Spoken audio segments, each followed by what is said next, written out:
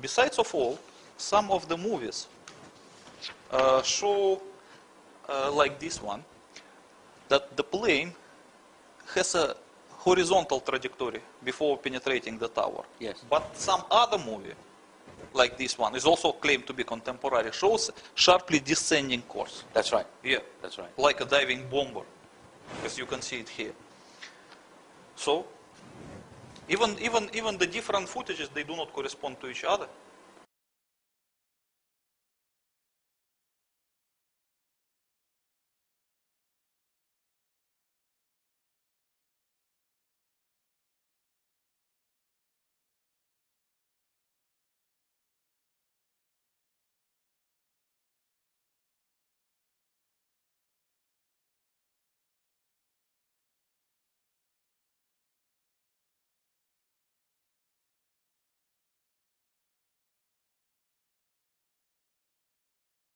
Okay, All of it points to digital manipulation. Besides, the most important is probably this. We can better see it here. You can see the form of the impact hole. Yes. Does it look like made by the plane? It is two straight cuts, Well, including the ends of the wings and the end of the tail. And who can believe that such a perfectly straightly lined hole is made by the aluminium plane? You make your point well, but you ask who can believe. We'll come back to this photograph in a moment, but some people did believe. For example, the commissioners who wrote the report accepted that the plane penetrated the exterior wall of the World Trade Center. Why would they do that? The American government was put in very awkward position after September 11 events, because they demolished the twin towers, and they cannot explain to the general public why they did demolish that. That's why they have to invent some cover-up story. It doesn't look plausible, but it is the best they could do. Okay, let's come to that. Let's deal with the claims of the book in respect of the planes. In a 45-minute time frame, something hit the World Trade Center and something hit the Pentagon and something landed in Shanksville, because we all saw smoke and fire gushing from the top of the South and the North Tower. We're told in the report that the kerosene or the aviation fuel caused that fire, and that weakened the structure of the building, and that caused the building to fail and to collapse. Yes, this is the official claims of September 11 Commission. But you have to understand one thing, that the combustion temperature of a fuel, of a kerosene, is not enough to melt the steel. And the best proof of it is the same photograph we were just talking a couple of minutes ago, this one. Yes. As you can see in this hole, a few minutes before the tower began to collapse, there is a woman here. Yes. And she was, she was identified as Miss Edna Cintron. So how could she stay there alive if the temperature was as high as to melt the steel? Well, let's put that in perspective.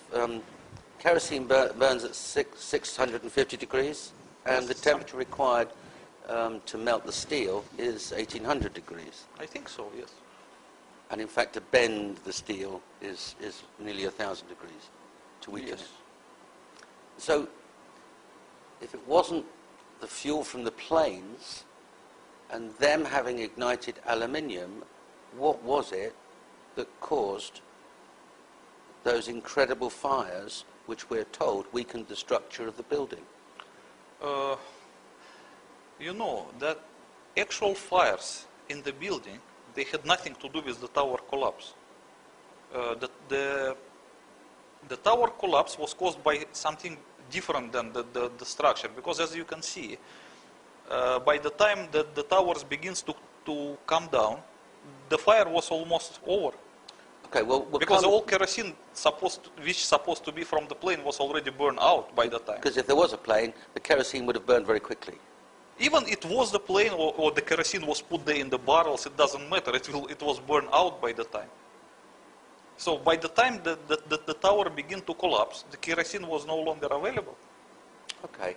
And first of all, and don't forget that the tower that was hit first by the plane collapsed second, Yes. and the vice versa.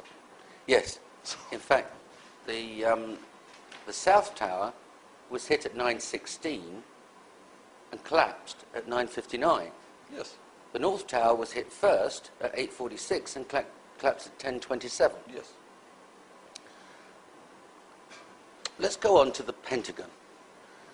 The extraordinary claim in the book is that the Pentagon was attacked by a missile. Yes. In fact, you identify exactly which missile it was. Yes. It was the Soviet-made Granit missile. Tell us about this missile. Okay. I may have a picture of it. Oh, you better see it here. You can Yes. see. This is the picture of this missile while still at the factory. And you can even see the red banner behind it, which says glory to the Soviet working class. Yes. That means it's still from the Soviet time. And this picture seems to be legally taken because it was a top secret weapon and no picture was available. Okay. But okay, we have good luck that we have it. As you can see, that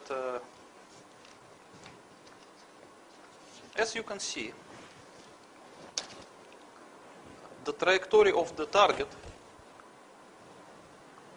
which hit the Pentagon, Yes. does not correspond to the possible trajectory of the passenger plane. One of the things. The passenger plane cannot simply dive like that. One of the things that have been identified by inquirers, such as Loose Change and 9/11 truth seekers, is that the plane supposedly was piloted by a very amateur pilot, and the maneuvers required to do what the Commission suggests the plane did would be virtually impossible. Yes, I agree with that. And I would say even that plane was piloted by the best pilot in the world. He would still not be able to achieve this kind of maneuver. It's not possible for the passenger plane. And not even possible for a military plane. It is only possible for the highly sophisticated missile. Look at this. This sophisticated missile, what kind of a range and where would it be launched from? It was launched most probably from the Atlantic Ocean, from the side of Atlantic Ocean, perhaps 200 miles away, maybe 300 miles away from the coastline. Okay. But I don't know exactly. I just think so. Because first of all, that by the reaction of the American officials, you can see that they send immediately their fighters towards the Atlantic Ocean after the Pentagon was hit in order to prevent Yes. further attacks. Yes. in So fact, it was a seaborne attack, definitely. And because Granit is basically anti-ship missile, so it should be launched from the sea. Okay. And even you can see by the way it approached the Pentagon and hit it, is the typical behavior of the anti-ship missiles, because it attempted to hit the Pentagon at the waterline level, which is very typical for this kind of missiles. Right. Without damaging the lawn or crashing into the ground No, or as bouncing. you can see at the lawn. This is another picture. Look at this one. The lawn is pristine. It's like you can Yes. play golf on it, even after the hit of the missile. And what would this missile weigh? Sorry? What would be the weight of this missile? I How don't- heavy would it be? Oh, how heavy! It is a very heavy missile. It weighs over 7 tons. 7 tons. 7 tons, and it is very thick. It's made from steel, and it is very thick. So it's like a flying tank. Okay, so this armored missile Yes, it's heavily hits the armored wall missile. of the Pentagon. And very fast also. It has speed over 2.5 Mach. So this is like a giant bullet. Extraordinary. Yes. Extraordinary. So it hits the outer wall of the Pentagon. Yeah. The inertia takes it through the other side of that wall, Yes. ring A, Uh-huh. and then into ring B, out of ring B, Yes. into ring C, and then finally stopping at the other side of D. Yes, as you can see in this picture, it managed to penetrate at least 6 capital walls of the Pentagon. Which, And let's look at the exit hole. yes, with their holes. Yeah, look at this hole. Does it look like a hole made by the plane? Your position is that it couldn't be a plane, No, no way. and there definitely was this missile. Of course.